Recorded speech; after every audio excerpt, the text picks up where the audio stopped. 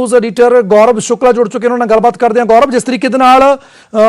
राज सभा के आप गल की है, केंद्रीय खेतीबाड़ी मंत्री ने बयान दिता और उन्होंने खास तौर के उपर कहा कि किसानों को गुमराह किया जा रहा है और किसान जिन्नियां मीटिंगां हुई ने केंद्र के नाल उसदे विच खुल के नहीं दस पाए कि इन्हां दे विच कानूनां दे विच कमी की है और नाल ही उन्होंने नवे प्रपोजल की मंग की है। पर किसान आगू कह रहे हैं कि हले नवा प्रपोजल तैयार नहीं किया गया, जल्द ही संयुक्त मोर्चा इस दे उपर फैसला लेगा। देखो भुल्लर, दोवें डेडलॉक वाली गल्लां ने, दोवें पासे किसान की कह रहे हैं वह भी सानू समझना होएगा। एक पासे सरकार कह रही है, जो तुसी जिक्र किया कि किसान सानू 11 दौर की मीटिंग के दस नहीं पाए कि इसके नुकसान की ने, ते दूजे पासे किसान कहते हैं कि सानू सरकार दस नहीं सकी कि इन्हां कानूनों के फायदे की ने। तो दोवें पासे इस चीज़ को लैके भी डेडलॉक है, तो दूजे पासे डेडलॉक गलबात को लैके भी है। लास्ट मुलाकात जी विज्ञान भवन के 22 जनवरी को हुई, उस तो बाद सरकार ने साफ कर दिता कि असीं बहुत गलबात कर ली, हुण असीं कोई नवा प्रपोजल नहीं लैके आ रहे। तुसीं दसो हुण नवा प्रपोजल की है, तो असीं खेती कानून रद्द करने उत्ते गलबात नहीं कर रहे। अज का बयान राज सभा हुई चर्चा यह साफ तौर पर दसन के लिए काफ़ी है कि सरकार एक तरीके 22 जनवरी वाला ही बयान दोहरा रही है। वो एक बार फिर तो साफ कर रहे हैं कि खेती कानून किसानों के पक्ष दे विच ने, ते जिक्र किया जा रहा है कि जो भी कानून लियाए गए हैं वो जरूर इसके पक्ष ने। पर अज दे पूरी स्पीच के जिक्र सुनिया जाए तो समझा जाए तो यही है कि सरकार यह भी दसने की कोशिश कर रही है, राज सभा के जरिए लोगों तक गल पहुंचाने की कोशिश है कि यह पंजाब तक सीमित है। सरकार बार बार कह रही है कि पंजाब है या हरियाणा का एक हिस्सा है जिन्होंने वालों प्रोटेस्ट किया जा रहा है। बेशक वक्-वक् थावां दे उत्ते गाजीपुर बॉर्डर का असीं जिक्र कर लिए कि उत्थे यूपी के किसान बैठे हुए हैं, राकेश टिकैत यूपी के नाल संबंध रखते हैं। पर राज सभा की स्पीच यह भी दसण दे लई काफ़ी है कि सरकार इस समय फिर दसण की कोशिश कर रही है कि सिर्फ पंजाब वाले जिहड़े किसान हैगे ने उन्होंने दिक्कत हो रही है। तो दो चीज़ां जो लगातार असीं मैं पहला भी जिक्र कर रहा सी कि एक तो मंडियां नूं लैके जो खदशे जताए जा रहे हैं किसानों के वलों कि जेकर नवे कानून लागू हो जाते हैं, जिन्हां दे उत्ते सुप्रीम कोर्ट ने हुण रोक लगा दी है कि जेकर वो इंप्लीमेंट हो जाते हैं तो उसका सीधा असर पंजाब के किसानों पर किवें होएगा। वो इस तरीके नाल होएगा कि जेकर एक मंडी व्यवस्था मौजूदा दौर दे विच है तो उस दिन पैरलर एक होर मंडी व्यवस्था शुरू कर दी जाती है, या फिर तुसीं ये कह लो कि लोगों के घरों तो जाके समान खरीदना शुरू कर दिता जाता है। मैं कणक की गल करा, झोने की गल करा, तो उस तो बाद किसान कह रहे हैं कि जी मौजूदा मंडी सिस्टम है हौली हौली खत्म हो जाएगा। तो उसका इंपैक्ट यह होएगा कि अज तो 2 साल 4 साल 5 साल बाद जदों ਜਿਹੜੀਆਂ मौजूदा मंडियां बिल्कुल कोलैप्स हो जाणगीਆਂ तो ਜਿਹੜੇ ਉਹਨਾਂ ਦੇ ਘਰਾਂ ਤੋਂ ਆ ਕੇ ਝੋਨਾ ਕਣਕ ਜਾਂ ਹੋਰ ਫਸਲਾਂ ਖਰੀਦ ਰਹੇ ਸੀ ਫਿਰ ਉਹ ਆਪਣੀਆਂ ਮਨਮਾਨੀਆਂ ਕਰਨਗੇ, ਕਿਉਂਕਿ ਫਿਰ ਕਿਸਾਨਾਂ ਦੇ ਕੋਲ ਕੋਈ ਬਦਲ ਨਹੀਂ ਹੋਏਗਾ ਕਿ ਉਹ ਜਾ ਕੇ ਮੰਡੀ ਦੇ ਵਿੱਚ ਵੇਚ ਸਕਣ। ਤੇ ਸਰਕਾਰ ਦਾ ਤਰਕ ਇਹ ਹੈ, ਜੋ ਅੱਜ ਦੀ ਸਪੀਚ ਹੈ ਉਸ ਨੂੰ ਇਹ ਸਮਝਣ ਦੀ ਕੋਸ਼ਿਸ਼ ਅਸੀਂ ਕਰ ਰਹੇ ਹਾਂ। सरकार यह तर्क दे रही है कि देखो जेकर सरकार CCL का पैसा दिंदी है पंजाब नूं, सपोज कर लो कि 35,000 करोड़ रुपया एक फसल के लिए आया, तो उस तो बाद दूजे पासे की हुंदा है कि उस CCL के पैसे के जरिए किसानों तक भी पहुंच रही है, सरकारी खरीद तो बाद पैसा पहुंचता है, ते नाल ही टैक्स के रूप में पंजाब सरकार को भी वड्डी अमाउंट पहुंचती है। वो 3,000 करोड़ 3,500 करोड़ रुपया है मंडी बोर्ड के कोल पहुंचती है। APMC का मतलब की है, एग्रीकल्चर प्रोड्यूस मार्केट कमेटी। तो जेकर उन्होंने कोल पहुंचती है तो वह भी किते ना किते पैसा पंजाब सरकार तो केंद्र की सरकार सोच रही है कि उन्होंने टैक्स दे के असीं क्यों दे रहे हैं। ये पूरा जिहड़ा इस समय विवाद है इसी गल के उत्ते ज्यादा टिकिया होया। पंजाब सरकार का भी नुकसान होएगा, इनडायरैक्टली पंजाब के लोगों का ही नुकसान होएगा कि जेकर APMC का असीं जिक्र करिए या फिर जेकर असीं जिक्र करिए कि मंडी बोर्ड का जिहड़ा पैसा 3,3500 करोड़ रुपया जे पंजाब के खाते चों नहीं आता, मंडी बोर्ड के खाते च नहीं आता, तो फिर वो जिहड़ियां पंजाब के पिंडां दे विच डेवलपमेंट्स हुंदियां ने, चाहे मंडियां दियां होण, चाहे वो उत्थे दियां सड़कां दियां होण, या फिर जिहड़ा इंप्लॉयमेंट मंडी बोर्ड के जरिए मिलिया तो उन्होंने इंपैक्ट करेगा। तो अज की स्पीच पुलर साफ है दसण दे लई कि केंद्र की सरकार एक बार फिर तो दसण की कोशिश कर रही है कि साडे कानून किसानों के हित दे विच ने, ते यह सिर्फ पंजाब दे विच विरोध हो रहा है, देश के होर सूबियां च नहीं है, उत्थे समर्थन हो रहा है। केंद्र की सरकार एक बार फिर तो दिखाने की कोशिश कर रही है। पर गौरव, जेकर आप इस गल नूं होर ध्यान दे नाल देखिए तो लगातार 11 बैठकों के भी केंद्र सरकार ने ही जिक्र किया कि यह कानून जिहड़े ने वो किसान हितैषी ने, इन्हां दे विच कुछ भी गलत नहीं है। इस तो बिना भी होर कई सोधां नूं भी तैयार होए, पर जिहड़ा रेड़का बनिया होया, जिहड़ी स्थिति अज भी बनी हुई है, इन्ने दौर की मीटिंग होने तो बाद भी करीब 72 दिन हो चुके हैं बॉर्डर के उपर डटे किसानों ने इस अंदोलन के विच,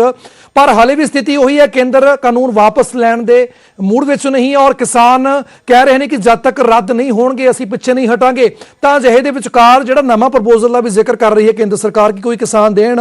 तां की लगदा है कि कोई विचकारला हल निकलेगा या फिर रेड़का इस तरीके नाल बरकरार रहेगा? क्योंकि ओवरऑल जेकर देखा जाए तो पूरियां दुनिया दी नज़रां भी हिंदुस्तान के उपर ने, तां किते ना किते जिहड़ी स्थिति है वो काफ़ी चिंताजनक बनी हुई है।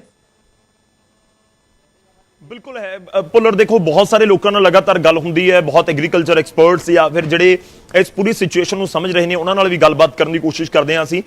ਪ੍ਰੈਡਿਕਟ ਕਰਨਾ ਤਾਂ ਕਿਸੇ ਦੇ ਲਈ ਵੀ ਇਸ ਸਮੇਂ ਬਹੁਤ ਮੁਸ਼ਕਿਲ ਹੈ ਕਿ ਵਿਚਾਲੇ ਦਾ ਰਾਹ ਕੀ ਹੋਏਗਾ, ਕਿਉਂਕਿ ਤੁਸੀਂ 14 ਅਕਤੂਬਰ ਪਹਿਲੀ ਮੀਟਿੰਗ ਹੋਈ ਸੀ ਜਿਸ ਦਾ ਬਾਈਕਾਟ ਕਰਕੇ ਕਿਸਾਨ ਬਾਹਰ ਆ ਗਏ ਸੀ। ਜਦੋਂ ਸਿਰਫ ਖੇਤੀਬਾੜੀ ਮੰਤਰਾਲੇ ਦੇ ਅਧਿਕਾਰੀਆਂ ਨਾਲ ਗੱਲਬਾਤ ਹੋ ਰਹੀ ਸੀ ਤਾਂ ਉਦੋਂ ਬਾਹਰ ਆ ਗਏ ਸੀ। 14 ਅਕਤੂਬਰ ਵਾਲੀ ਪਹਿਲੀ ਮੀਟਿੰਗ ਤੇ 22 ਜਨਵਰੀ ਵਾਲੀ 11ਵੀਂ ਜੋ ਆਖਰੀ ਮੀਟਿੰਗ ਕਿਸਾਨਾਂ ਤੇ ਕੇਂਦਰ ਦੇ ਵਿਚਾਲੇ ਹੋਈ ਹੈ, ਬਹੁਤ ਅੰਤਰ ਸੀ ਉਸ ਦੇ ਵਿੱਚ। ਕਿਉਂਕਿ ਜੇਕਰ 14 ਤਰੀਕ ਵਾਲੀ ਮੀਟਿੰਗ ਦੇ ਵਿੱਚ ਜਾਂ ਪਹਿਲੀ ਦੂਜੀ ਮੀਟਿੰਗ ਦੇ ਵਿੱਚ ਰੱਖ ਦਿੱਤਾ ਜਾਂਦਾ, ਕਿਉਂਕਿ ਇਹ ਕਿਸਾਨ ਜਥੇਬੰਦੀਆਂ ਦੇ ਆਗੂ ਆਫ ਦਾ ਰਿਕਾਰਡ ਵੀ ਕਹਿੰਦੇ ਨੇ ਕਿ ਜੇਕਰ ਉਸ ਸਮੇਂ ਹੀ, ਕਿਉਂਕਿ ਉਸ ਸਮੇਂ ਦਿੱਲੀ ਇਹ ਪੂਰਾ ਅੰਦੋਲਨ ਨਹੀਂ ਪਹੁੰਚਿਆ ਸੀ, ਜੇਕਰ ਉਸ ਸਮੇਂ ਕਾਨੂੰਨ ਸਸਪੈਂਡ ਕਰਨ ਵਾਲੀ ਗੱਲ ਹੋ ਜਾਂਦੀ ਜਾਂ ਉਸ ਸਮੇਂ ਜਿਹੜੇ ਅਮੈਂਡਮੈਂਟਸ ਦਾ ਜ਼ਿਕਰ ਹੋ ਜਾਂਦਾ ਤਾਂ ਉਸ ਸਮੇਂ ਕੰਟਰੋਲ ਅਲੱਗ ਤਰੀਕੇ ਨਾਲ ਹੋ ਸਕਦਾ ਸੀ। ਪਰ ਹੁਣ ਡੈਡਲੌਕ ਹੈ, ਸਾਫ਼ ਤੌਰ ਦੇ ਉੱਤੇ ਪ੍ਰੈਡਿਕਟ ਕਰਨਾ ਬਹੁਤ ਮੁਸ਼ਕਿਲ ਹੈ। ਤੁਸੀਂ ਠੀਕ ਗੱਲ ਕਹੀ ਕਿ ਇੱਕ ਚਿੰਤਾ ਵਾਲੀ ਗੱਲ ਤਾਂ ਹੈ ਕਿ ਜਦੋਂ ਦੇਸ਼ ਦੀ ਇੱਕ ਵੱਡੀ ਆਬਾਦੀ, ਪੰਜਾਬ ਦੀ ਇੱਕ ਵੱਡੀ ਆਬਾਦੀ ਜਾ ਕੇ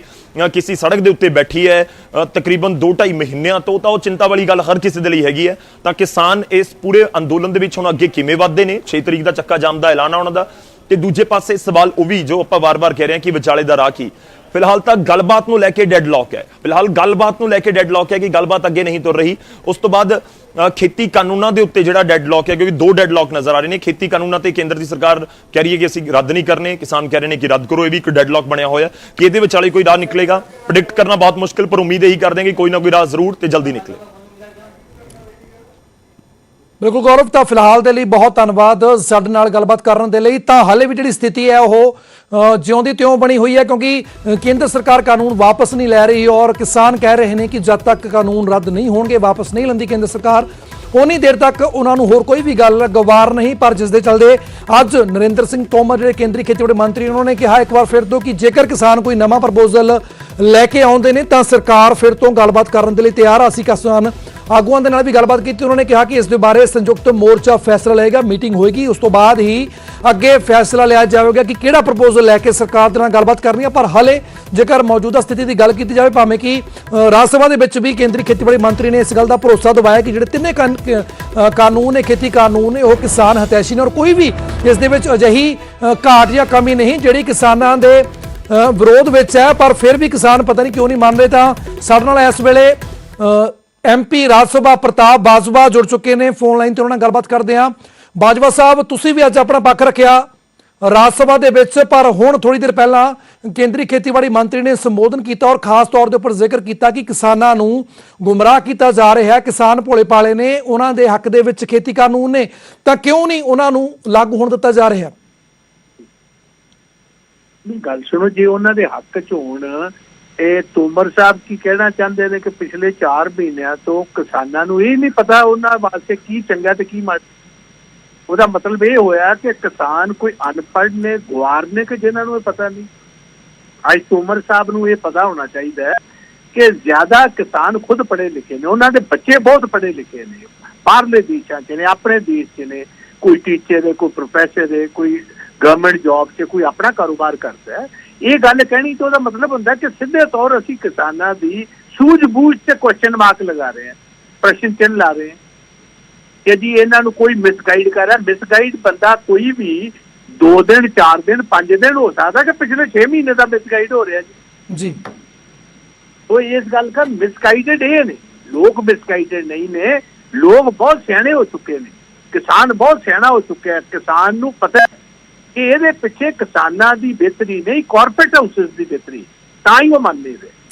बाजवा साहब जल्दी नाल एक छोटा जिहा रिएक्शन होर चाहना, जिस तरीके दे नाल अज बहस भी हुई है, विरोधी धिरां ने भी साफ तौर दे उपर अपना पक्ष रखे, की लगदा कि इस अज दी जिहड़ी राज सभा दे विच कार्रवाई चल रही है कितना कसर होवेगा सरकार दे उपर?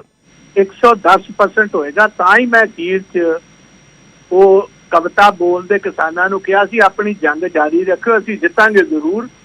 ते साडी थोड़ी देर दी होर लड़ाई है, क्योंकि इस टाइम एक बड़ी स्टबन गवर्नमेंट है जिहड़ी एवें एक ईगो का सवाल बना के बैठी, एक मुछ का सवाल बना के बैठी है। मैं तो आप ये गल कही है, मोदी साहब आओ मैं तुहाडे नाल करना, ਸਿੰਘੂ बॉर्डर चलो, तुसीं काले कानून वापस लाओ, वेखो तुहाडे जकारे ना छड्डणगे तां कह दिओ। बिल्कुल बाबा साहब, तो फिलहाल के लिए बहुत धन्यवाद साडे नाल गलबात करन लई। तां इह सन राज सभा संसद कांग्रेस वालों प्रताप बाजवा जिन्होंने कहा कि अज जिस तरीके दे नाल ਵਿਰੋਧੀ ਧਿਰਾਂ ਨੇ ਵੀ ਆਪਣੀ ਦਲੀਲ ਰੱਖੀ ਹੈ ਤਾਂ ਉਸ ਦਾ ਸਰਕਾਰ ਦੇ ਉੱਪਰ ਅਸਰ ਹੋਵੇਗਾ। ਔਰ ਇੱਕ ਵਾਰ ਫਿਰ ਤੋਂ ਉਹਨਾਂ ਨੇ ਦੁਹਰਾਇਆ ਕਿ ਜਿਹੜੇ ਤਿੰਨੇ ਖੇਤੀ ਕਾਨੂੰਨ ਨੇ ਉਹ ਕਿਸਾਨ ਵਿਰੋਧੀ ਨੇ, ਔਰ ਜੇਕਰ ਕੇਂਦਰ ਸਰਕਾਰ ਕਹਿ ਰਹੀ ਹੈ ਕਿ ਕਿਸਾਨ ਗੁੰਮਰਾਹ ਹੋਏ ਨੇ ਤਾਂ ਉਹਨਾਂ ਨੇ ਸਾਫ਼ ਕੀਤਾ ਕਿ ਗੁੰਮਰਾਹ ਕਿਸਾਨ ਨਹੀਂ, ਕੇਂਦਰ ਸਰਕਾਰ ਗੁੰਮਰਾਹ ਕਰ ਰਹੀ ਹੈ।